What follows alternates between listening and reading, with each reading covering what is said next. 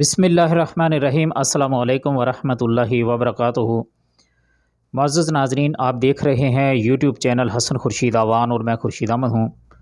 سنہرے فیصلے کے سلسلے میں میری آج کی ویڈیو کا موضوع ہے قاصد کا تحفظ اور عہد و پیمان کا لحاظ۔ قاصد کے جان و مال کا تحفظ ان بین الاقوامی قوانین میں سے ہے جن پر عمل درآمد کرنا ہر ملک کے بادشاہ یا حکمران پر واجب ہوتا ہے۔ اسی طرح دو ملکوں میں جو عہد و پیمان ہو اس پر عمل کرنا بھی ضروری ہوتا ہے۔ اس کی مثالیں نبوی زندگی میں بھی موجود ہیں۔ آئیے اس عہد کے حوالے سے چند نمونے آپ کے سامنے پیش کرتے ہیں۔ جھوٹی نبوت کے دعوے دار مسیلمہ کذاب نے اپنے دو قاصدوں کو رسول اکرم صلی اللہ علیہ وآلہ وسلم کے پاس بھیجا۔ یہ دونوں قاصد مسیلمہ کذاب کی جھوٹی نبوت پر ایمان لا چکے تھے۔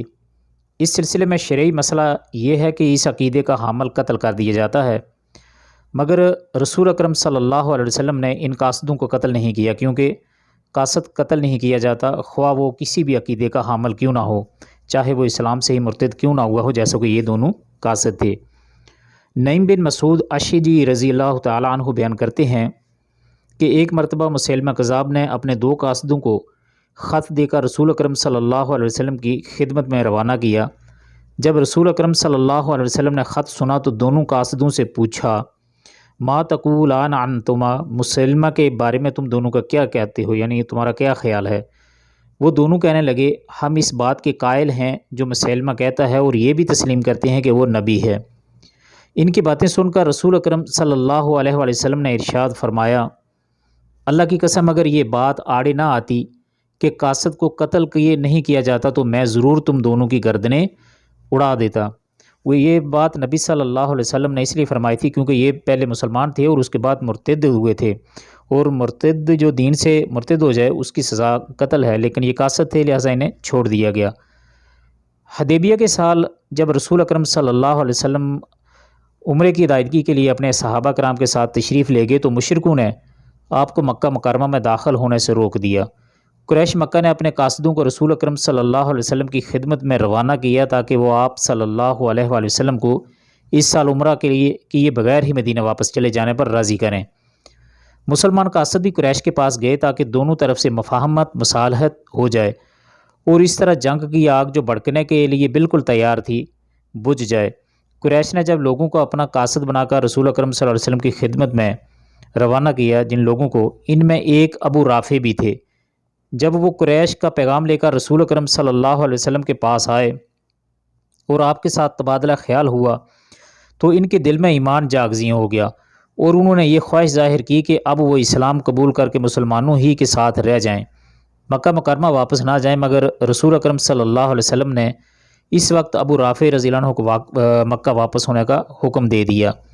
حضرت ابو رافع رضی اللہ عنہ اپنا واقعہ خود بیان کرتے ہیں کہ صلح حدیبیہ کے سال قریش مکہ نے مجھے رسول اکرم صلی اللہ علیہ وسلم کی خدمت میں روانہ کیا۔ جب میں رسول اکرم صلی اللہ علیہ وآلہ وسلم کے خدمت میں پہنچا اور آپ کی شخصیت کو دیکھا تو میرے دل میں اسلام کی محبت سما گئی، اور چنانچہ میں نے ان سے عرض کی کہ اے اللہ کے رسول، اللہ کی قسم میں ان قریش کے پاس ہرگز واپس نہیں جاؤں گا۔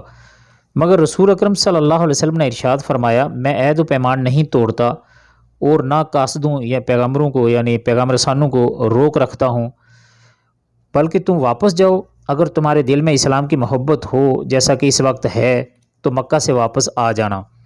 چنانچہ میں واپس چلا گیا اور بعد میں رسول اکرم صلی اللہ علیہ وسلم کی خدمت میں حاضر ہو کر اسلام قبول کر لیا۔ صلح حدیبیہ کی شرائط میں سے ایک شرط یہ بھی تھی کہ اگر کوئی مشرک مسلمانوں کے پاس آ گیا تو مسلمان اسے واپس کر دیں گے۔ اس کے برعکس اگر کوئی مسلمان بھاگ کر مشرکین کے پاس چلا گیا تو وہ اسے مسلمانوں کو واپس نہیں کریں گے۔ ابھی معاہدہ لکھا ہی جا رہا تھا کہ ابو جندل رضی اللہ عنہ بھاگتے ہوئے مسلمانوں کے پاس آئے۔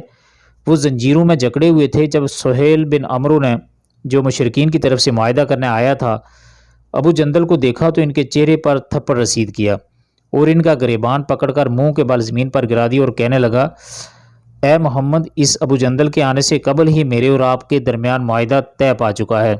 رسول اکرم صلی اللہ علیہ وسلم نے فرمایا، بات صحیح ہے۔ یہ واضح رہے کہ اس وقت تک ابھی دستخط نہیں ہوئے تھے بلکہ معاہدہ ابھی لکھا ہی جا رہا تھا۔ پھر سہیل حضرت ابو جندل رضی اللہ عنہ کو سختی کے ساتھ کھینچنے لگا اور ابو جندل رضی اللہ عنہ مسلمانوں کی طرف متوجہ ہو کر زور زور سے آواز دینے لگے، اے مسلمانوں، کیا میں پھر مشرکین کی طرف لٹایا جا رہا ہوں جو میرے دین کے باعث مجھے آزمائش میں ڈالیں گے؟ اس وقت مسلمانوں اور بالخصوص عمر بن خطاب رضی اللہ عنہ کی کیفیت کیا تھی وہ تاریخ اور سیرت کی کتابوں سے پوچھیے۔ یہاں تو یہ بتلانا مقصود ہے کہ رسول اکرم صلی اللہ علیہ وسلم نے اس موقع پر بھی اپنے عہد و پیمان کی حفاظت فرمائی اور معاہدے کی پابندی فرماتے ہوئے ابو جندل سے ارشاد فرمایا، ابو جندل صبر سے کام لو اور اللہ تعالیٰ سے اجر و ثواب کی امید رکھو، یقیناً اللہ تعالیٰ تمہارے لیے اور تمہارے دیگر ساتھیوں کے لیے جو کمزور ہیں ان کے لیے کشادگی اور کوئی راستہ نکالے گا، یعنی کشادگی پیدا فرمائے گا اور ضرور کوئی نہ کوئی راستہ نکالے گا۔ ہم نے مشرکین کے ساتھ صلح کا معاہدہ کر لیا ہے اور اس پر ہم نے اللہ کو ضامن ٹھہرا لیا ہے، اس لیے ہم ان مشرکین کے ساتھ بدعہدی نہیں کر سکتے۔